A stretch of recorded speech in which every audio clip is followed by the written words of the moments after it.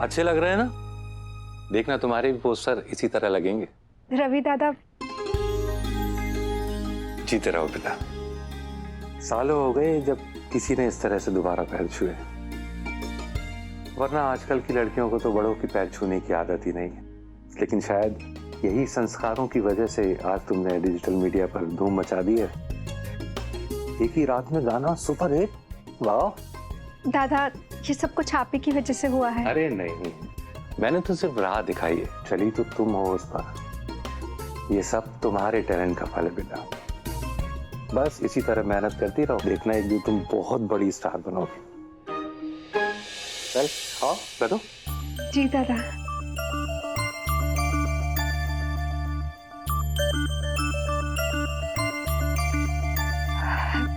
बेटा मैंने तुम्हारे लिए एक बहुत अच्छा गाना सोचा है। इसकी धुन कुछ यूं है कि दरा ना ना ना दरा रा रा ना दरा रा रा रा। अब तुम गाओ। पंडित जी धुन बजाइए।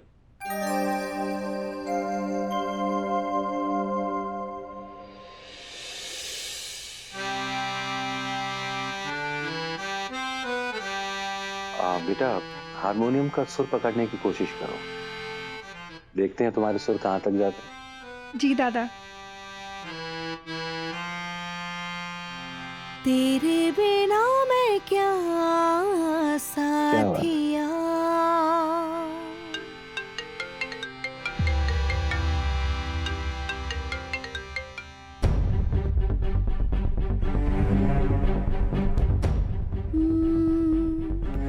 तेरे बिना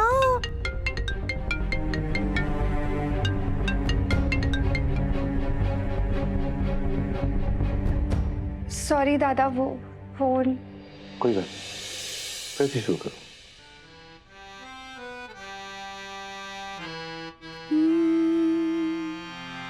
तेरे बिना मैं क्या साथिया। फोन भी नहीं उठा रही, इतना क्या बिजी हो गई है ये?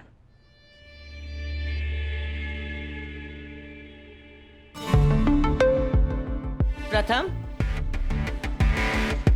मॉम,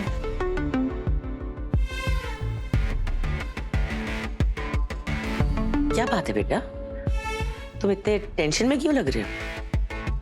मॉम वो मंजरी किसी म्यूजिक डायरेक्टर से मिलने गई थी, अभी तक घर वापस नहीं आई है। फोन कर रहा हूँ, फोन भी नहीं उठा रही है। ये तो होना ही था बेटा, अब इसकी तुम आदत डाल लो। आज उसने फोन नहीं उठाया, बहुत जल्द दिनों दिनों तक वो दिखेगी नहीं।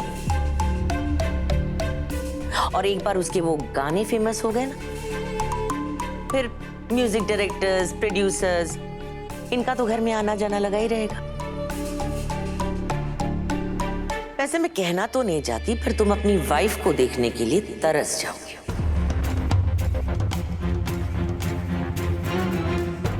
वैसे कौन है ये music director? Mom Ravi Sharma.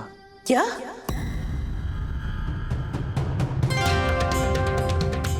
अरे इसका तो बहुत नाम खराब है इस इंडस्ट्री में। अब लोग कहते हैं कि कैरेक्टर लूज है।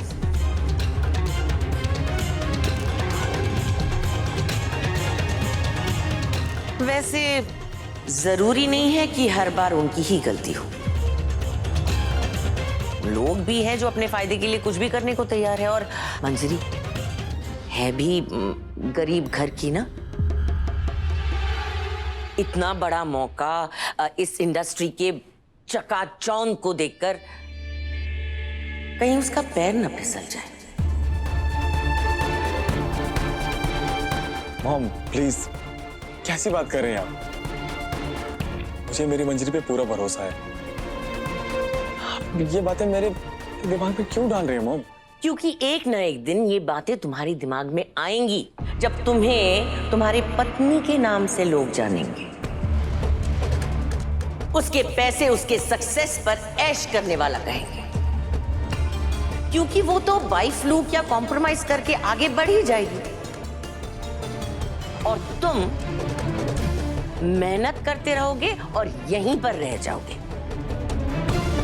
बेटा, मैं तुम्हें धीरे धीरे सक्सेस के पीछे खोते हुए और डिप्रेशन में जाते हुए नहीं देख सकती। आज तुम्हें अपने पति का फर्ज अदा करना ही होगा। अगर तुमने मंजरी को नहीं रोका, वरना जिंदगी भर पछताओगे तुम।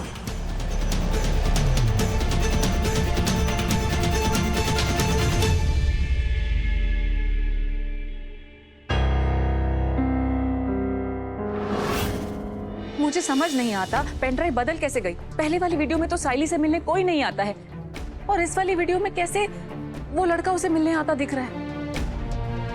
मुझे नहीं पता। ओरिजिनल वाली पेन ड्राइव आप मुझे दोबारा भेजिए प्लीज। सॉरी मैडम, मैंने पहले ही आपको वीडियो देकर काफी रिस्क ले लिया है, अब और रिस्क नहीं ले सकता मैं। मैम, अगर आपको कोई भी फुटेज चाहिए तो प्लीज पुलिस परमिशन लेकर आइए, otherwise I can't help you. अरे आप सिचुएशन समझने की कोशिश कीजिए।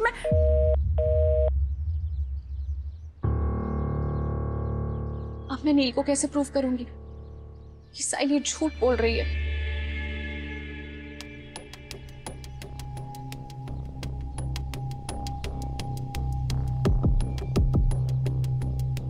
रिद्धि, क्या हुआ बेटा, तुम परेशान क्यों?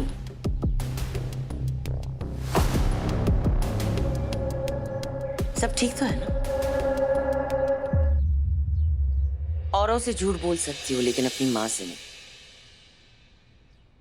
तुम साइली के आने से परेशान हो ना? देखो, मैं साइली के बारे में ज्यादा कुछ तो नहीं कह सकती, लेकिन इतना जरूर जानती हूँ कि कोई भी लड़की किसी भी शादीशुदा लड़की के पास तब तक जाने की हिम्मत नहीं कर सकती जब तक उस लड़के की शय ना हो। ये मैं अपने एक्सपीरियंस से कह रही हूँ। तुम्हारे पापा के साथ भी सिमिलर सिचुएशंस फेस कर चुकी हूँ।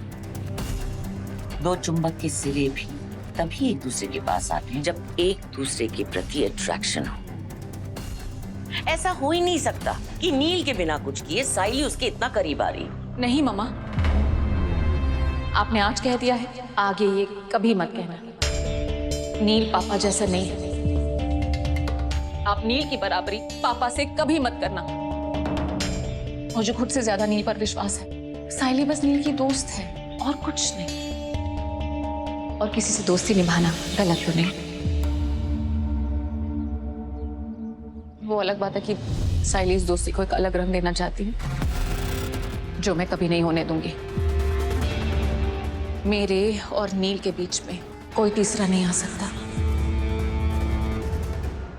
यही तो प्रॉब्लम है तुम्हारी। तुम नील पर अंधा विश्वास करती हो और वही। बस मम्मा, मुझे नील पर पूरा भरोसा है और मैं मानती हूँ कि वो मुझसे प्यार करता है, सिर्फ मुझसे।